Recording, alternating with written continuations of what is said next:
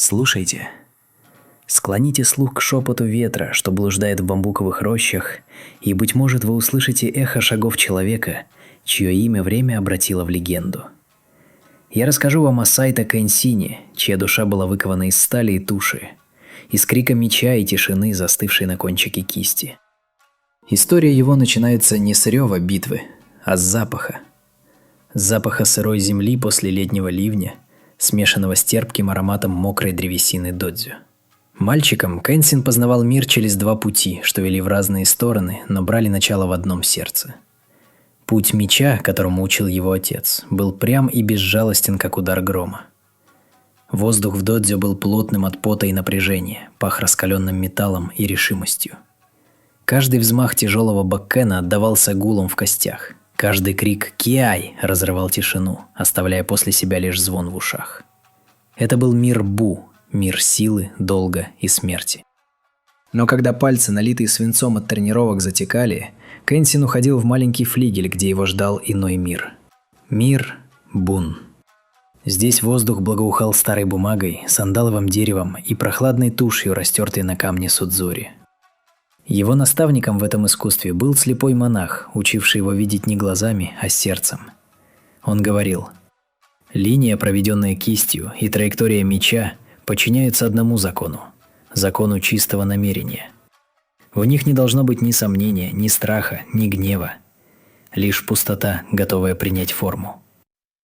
Кэнсин часами выводил иероглифы.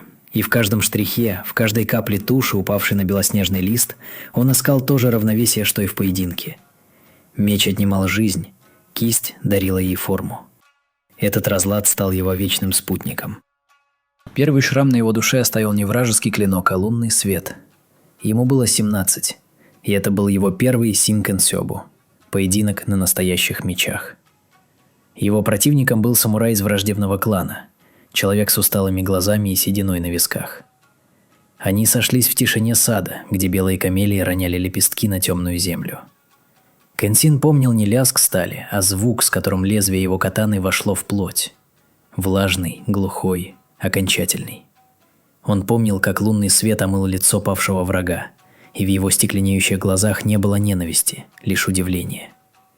В ту ночь Кэнсин долго сидел у ручья, пытаясь смыть с рук не кровь, а липкое ощущение чужой жизни, оборванной им. Он понял, что путь воина – это не слава, а бремя, которое он должен нести в молчании. Кэнсин служил даймё Исиде, человеку жесткому, чьи амбиции были остры, как наконечник копья. Он был верным вассалом, его меч не знал промаха. Но однажды господин приказал ему устранить старого мастера каллиграфии, чьи стихи, по слухам, содержали скрытую критику правления Исиды. Это был приказ, который столкнул его гири, долг перед господином, и его ниндзю, человеческие чувства, его собственное понимание чести. Убить безоружного старика, чьим единственным оружием была кисть? Всю ночь Кэнсин провел в медитации перед своим мечом. Лезвие холодно блестело в свете свечи, отражая его сметенное лицо. Он видел в нем и свой долг, и свое проклятие. На рассвете он предстал перед господином Исидой и, положив меч перед собой, отказался выполнить приказ. Гнев даймё был подобен буре, но в глазах Кэнсина была твердость горы. В тот же день он стал ронином, воином без господина, листком, оторванным от ветви. Годы странствий были суровым учителем. Мир ронина пах пылью дорог, дымом чужих костров и одиночеством. Он спал под звездами, и шум ветра в соснах был его единственной колыбельной. Он видел жестокость и милосердие, низость и благородство. Его меч по-прежнему служил ему, но теперь он обнажал его не по приказу, а лишь во имя справедливости, защищая крестьян от бандитов или вступаясь за слабого. Каждый поединок делал его сильнее, но и глубже вонзал в сердце занозу печали о непостоянстве мира. Однажды, изможденный и потерявший веру, он набрел на затерянный в горах дзенский монастырь. Настоятель, старик по имени Коун, не стал говорить с ним о Будде или просветлении. Он просто попросил Кэнсина помочь ему ухаживать за садом камней. День за днем Кэнсин граблями выводил узоры на сером песке. Сначала его разум был полон мыслей о прошлом, о потерянной чести, о крови на руках. Но постепенно, вслушиваясь в шуршание гравия, вглядываясь в неподвижность мшистых валунов, Он почувствовал, как его мысли замедляются, а затем и вовсе истаивают. Однажды утром после дождя он увидел каплю воды, застывшую на кончике кленового листа. Алая, прозрачная, она отражала в себе весь мир. Серое небо, темные камни, его собственное лицо. В ней была совершенная красота и хрупкость. В любой миг она могла сорваться и исчезнуть, но в этот момент она была абсолютна. И Кэнсин постиг. Он постиг, что его путь не в служении господину и не в поиске славы. Его путь в этом мгновении. В чистоте намерения, с которым он проводит линию граблями, взмахивает мечом или смотрит на каплю росы. Это был его миг сатори, тихого просветления. Меч и кисть, Бу и Бун перестали быть врагами в его душе.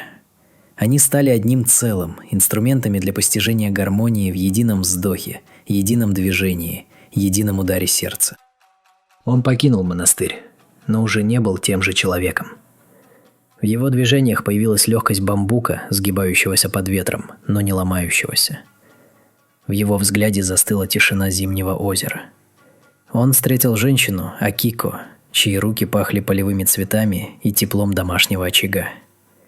Ее любовь была для него пристанью, но он знал, что его путь лежит дальше. Быть с ней означало бы навлечь на нее тень своего прошлого. Расставание с ней было подобно срыванию цветка сакуры в самый пик его цветения, прекрасно и невыносимо печально. Это была последняя жертва на алтаре его пути, научившая его принимать утрату как неотъемлемую часть жизни. Говорят, последние годы Сайто Кэнсин провел в уединенной хижине у подножия горы. Никто не знал, был ли он еще жив, или его дух уже растворился в туманах. Но путники, проходившие мимо, рассказывали, что иногда на рассвете они видели одинокую фигуру, что совершала свои ката с мечом на берегу горного озера. Движения были плавными, как танец, и в то же время несли в себе мощь водопада. И после этого, когда солнце поднималось выше, тот же человек садился на веранде и часами выводил на бумаге один единственный иероглиф – путь. Его наследием стали не выигранные сражения, а тишина, что следовала за взмахом его меча. Не иероглифы, что он написал, а пустота между штрихами, в которой таился смысл. Он так и не нашел ответов на все вопросы, но он научился жить внутри самого вопроса, как живут внутри сменяющей все времен года. Ибо путь воина не имеет конца. Он вечен, как сама жизнь, как вечно цветение сакуры, что опадает лишь для того, чтобы напомнить миру о печальном очаровании всего сущего.